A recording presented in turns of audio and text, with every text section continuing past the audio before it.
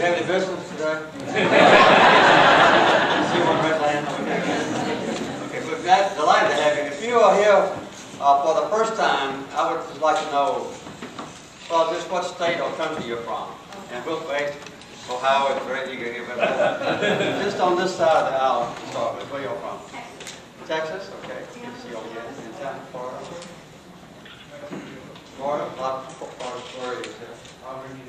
Auburn University. That's Alabama, right? My mother was house mother up there. 6 years.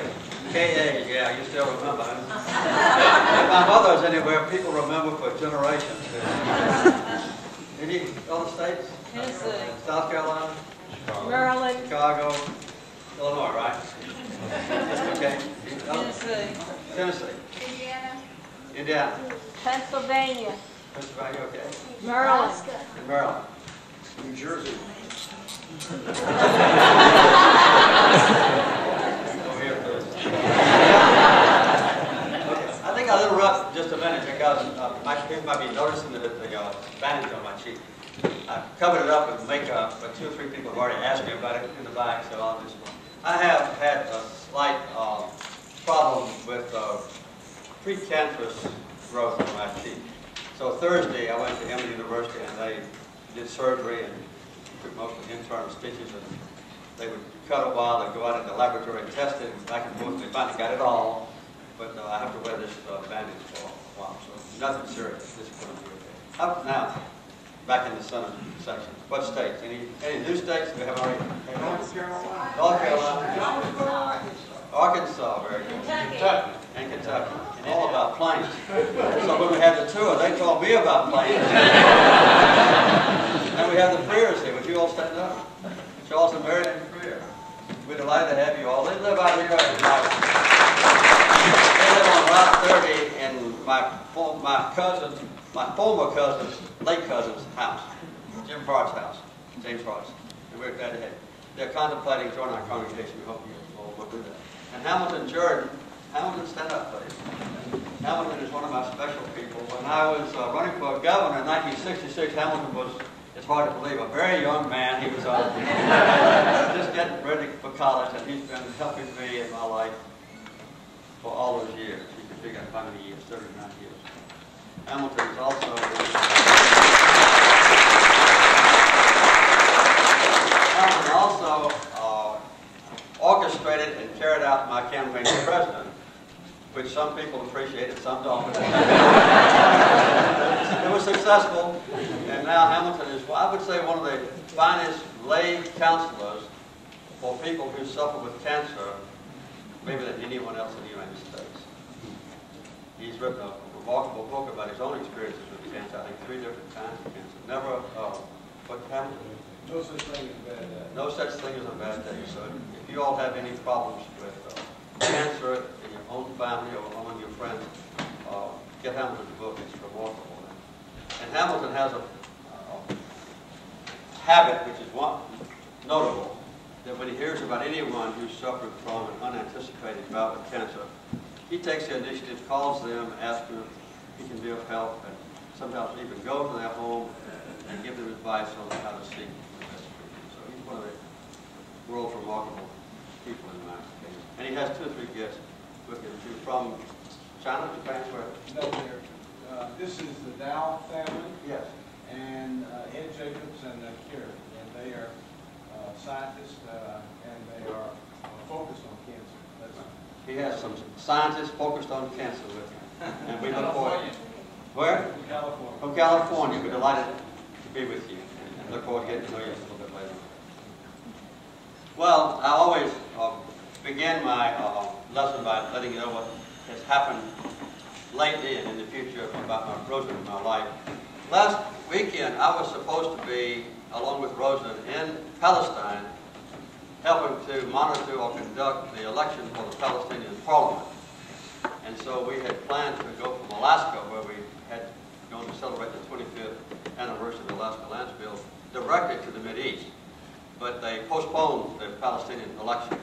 And so instead of going to Egypt and Israel and the Palestinian area and Jordan and Syria, we had a chance to come back home. As I was on the way in, I heard Brother Dan talking to somebody who was the collection place. We might auction one of these off some Sunday morning. This is race of fun. But anyway, it's because I did have a few extra days at home unanticipated. I've been working on my next contribution to the Carter Center for the auction. And I have found some of the most remarkable wood that exists. The lumber comes from a persimmon tree that was 18 inches in diameter and the log was 16 feet long. Any of you who are familiar with persimmon know that they're now about this big around and twisted. This particular log was buried under the water in a South Georgia river for several generations, maybe 200 years.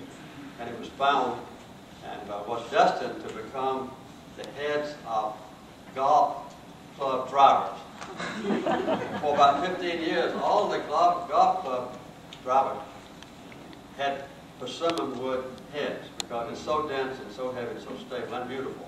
But now they've shifted to titanium and other things, so that's how I got this log. So I've saved it from being golf club heads. It's destined to be a large cabinet about 6 feet high.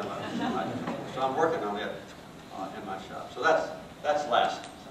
Next Sunday, by the way, I need some help from you. Next Sunday, I'm going to the Baptist World Alliance meeting in Birmingham, England. And they are advertising that I'm going to teach the largest Sunday school lesson in history. Because there'll be several thousand, maybe several tens of thousands of people there for a major assembly that only takes place every 5 years, and they'll have it hooked up on internet and TV and so forth all over the world. So think just a moment, if you don't mind. If you are a former president and an amateur Sunday school teacher, and you had a chance to teach one lesson to, I don't think I'm exaggerating, hundreds of thousands of people who are already Christian, what would the message be? What message do you think would be most needed and most effective? That's a decision that I have to make before next weekend. Anybody have a thought? About Luke 4:35 and 6. And what did that cover? I was hungry and you fed me. Okay, very good. You would all say that? And Love God. you think that's the message that these devout Baptists need? Okay, teachers elected. The Sermon on the Mount. Okay. It says peace and reconciliation. Peace and reconciliation. All right. Mr. President, I remember a really good one you did on Forgiveness. This would be a good time. Okay, peace and reconciliation and forgiveness. Yes. Love God. Yes. I am a big proponent of contemplative prayer. Be All right. still and know that I am God, even for those most devout. We don't do that enough. Contemplative prayer. Be still and know that I am God. Well, I'm about decided. In fact, I have decided what I'm doing. And it's remarkably compatible with the lesson that's come up this morning. It's your Sunday school lesson. And it involves forgiveness and it involves peace and reconciliation. Because I believe that the schisms that now divide Christians from one another, even the most devout and dedicated Christians, might be the greatest challenge to the furtherance of God's kingdom through our faith in Jesus Christ. So I'm going to teach about that. As you may or may not agree, I think this subject is perhaps the most difficult of all for us to assimilate or to absorb.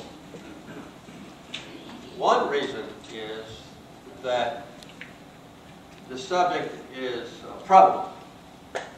Another one is that it can be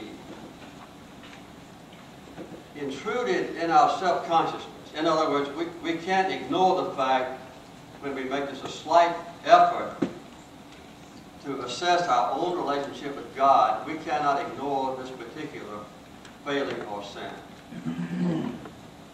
Another thing about it is that it can be not only self-revelatory, but self-destructive. And if you look at the disharmonies in the world, all the way from divorce to wars, this particular problem plays a direct role.